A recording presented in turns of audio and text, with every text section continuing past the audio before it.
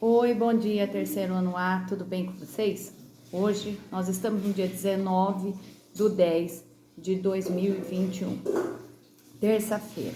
Então nós temos várias aulas hoje. Nós vamos começar pela aula de português,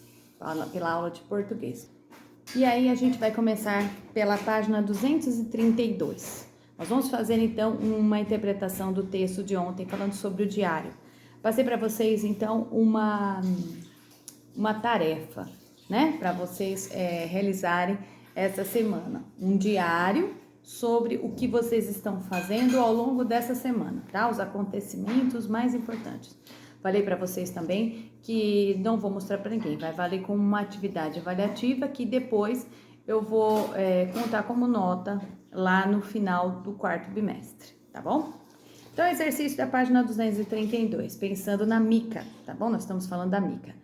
Você sabe que assuntos costumam ser escritos em diários? Então, os acontecimentos importantes na vida da pessoa, geralmente ela escreve diariamente. A rotina diária desta pessoa, o que ela faz de mais relevante, tá bom? 2. Mica escreve no diário para contar um acontecimento pessoal que ocorreu no dia anterior na festa do pijama. O que aconteceu com Mica nesta festa se tornou membro do clube CMRL, tá bom? No primeiro parágrafo, Mica disse que a noite anterior foi muito divertida. Na frase seguinte, ela usou letras maiúsculas na palavra que indica o quanto a noite foi importante. Foi surpreendente. Pinte essas palavras no texto. Então, muito, muito, muito. C. Qual sinal de pontuação foi usado repetidamente neste parágrafo? Então, o ponto de exclamação, tá? Por que será que Mica empregou a pontuação desse modo? Porque ela está muito emocionada, certo? D. Na frase a seguir, circule as palavras que demonstram como Mica estava se sentindo antes de fazer o juramento. Depois comente com os colegas, por que será que ela se sentiu naquele momento? Né? Por que será que ela se sentiu assim? Então, olha lá, como que ela se sentiu? É o seguinte, ela ficou nervosa e empolgada, é o que está escrito lá no texto. Por que ela se sentiu assim? Porque ela se sentiu o quê? Importante, fazendo parte de desse grupo, né? Desse grupo. Pinte as alternativas que correspondem às informações presentes. Nesse grupo não, nesse clube. Pinte as informações presentes no texto 2. Então, são as informações? Mica relata um fato que a fez se sentir aceita, acolhida, entrar dentro desse clubinho. E Mica relata uma novidade na vida dela que está presente neste diário. 4. Antes de começar a contar os acontecimentos, Mica anota o dia da semana no diário. Você pode anotar o dia da semana e você também pode anotar o dia exato, dia, mês e ano para aquele diário. Então, no texto 1, ela está escrito quinta-feira e no texto 2, sábado, tá bom? Texto 1, quinta-feira e texto 2, sábado.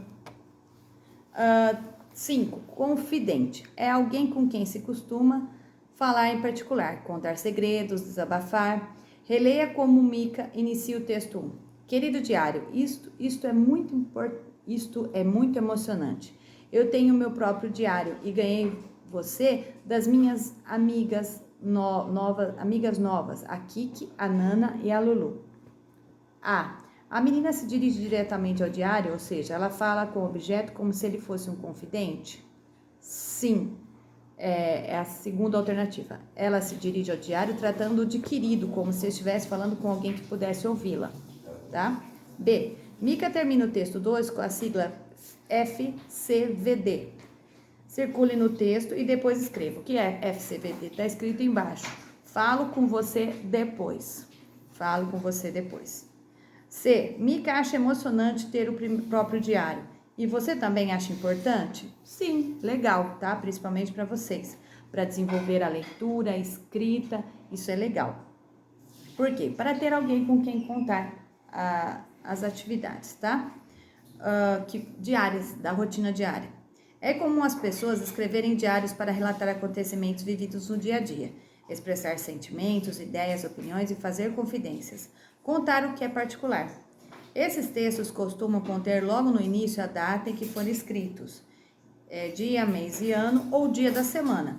e na sequência uma saudação dirigida ao próprio diário, como querido diário, olá diário, como você está diário, como se o diário fosse o quê? Uma pessoa, certo? Uma pessoa que você está ali conversando, tá bom? Bom, agora a gente vai para a aula de história. Na aula de história nós vamos começar um capítulo novo, tá? Que são os meios de transporte, os transportes do presente, do passado e do futuro. Então, conhecer os meios de transporte tradicionais, modernos e comparar as suas características. Reconhecer os tipos de transporte, né? Os transportes que nós conhecemos. Então, quais desses meios de transporte são utilizados no lugar em que você vive? Então, no lugar em que você vive aqui, que a gente observa, o carro, né? A bicicleta, o carro e a bicicleta, né? Que tá aparecendo aqui, porque navio, avião, outros aqui nós não utilizamos, tá? Que meios de transporte mostrados na ilustração podem ser considerados coletivos? Então, pode ser o navio, pode ser o avião, tá? De que maneira os meios de transporte contribuem para a vida das pessoas? Eles contribuem para diminuir o tempo de deslocamento entre os lugares. Eles possibilitam, então, que as mercadorias sejam levadas para os seus lugares com mais rapidez. Então, o meio de transporte ele serve para a gente o quê? Ir chegar mais rápido a outro lugar. Tá? Um lugar confortável, né? Um meio confortável para você chegar a outro lugar. Desde que existe a humanidade, nós nos transportamos de um lugar para outro. Então, o meio de transporte, o que ele é? É um recurso usado para transportar pessoas e mercadorias de um lugar para outro. Navios, trens, caminhões, aviões, bicicletas são exemplos de meios de transporte que a gente conhece. O transporte rodoviário. Todos os dias, milhões de pessoas e de mercadorias circulam por ruas, avenidas, estradas, rodovias, em ônibus, caminhões, motos, carros. O excesso de veículos motorizados nas ruas podem gerar problemas que afetam a qualidade de vida das pessoas e das pessoas que vivem nela. Então, alguns problemas, como a gente viu na aula de ciências, poluição sonora, o ronco dos motores, as buzinas, as sirenes, os alarmes podem acarretar problemas à saúde do ser humano e ao meio ambiente. Pode acontecer também acidentes dentro desse tráfego urbano, né? E aí fica mais o que? Difícil. Congestionamento, excesso de veículos trafegando. Olha lá, tá mostrando um congestionamento na foto, né? Nas ruas das grandes cidades, faz com que as pessoas gastem muito tempo em seus deslocamentos.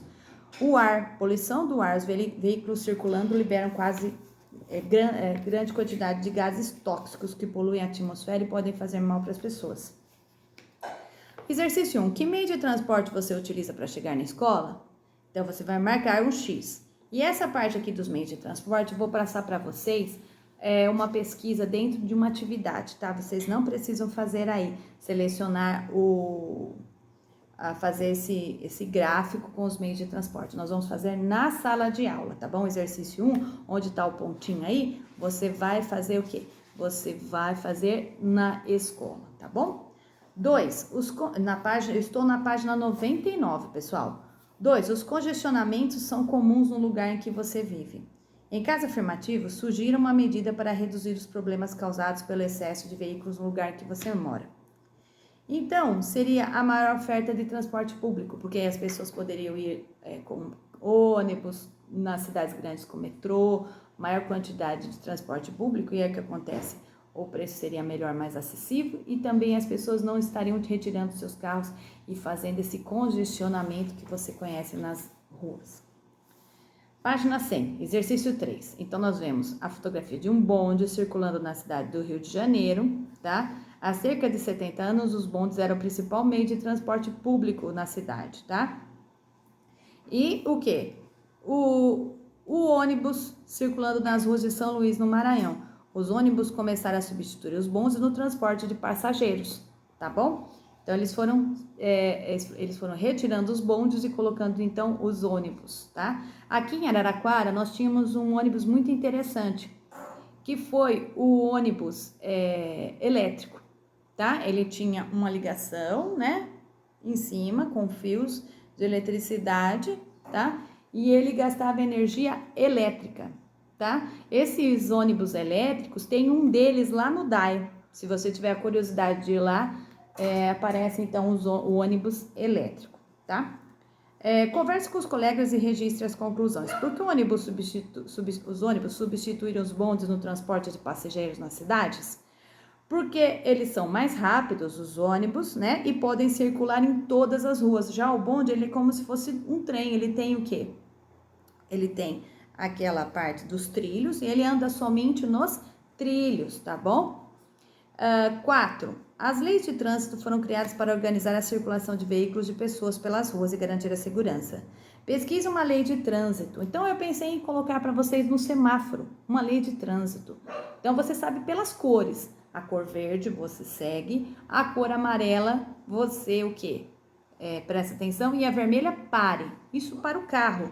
Mas para a pessoa que está andando, né, o pedestre, é ao contrário. Quando o sinal fica vermelho, você atravessa, verde, você para. Então, existem todas essas regras de trânsito dentro do semáforo, através das cores. Olha que interessante, tá bom? São essas regras desse meio de transporte. 10. Exercício 10, não. Matemática. Nós vamos para a aula 10 de matemática.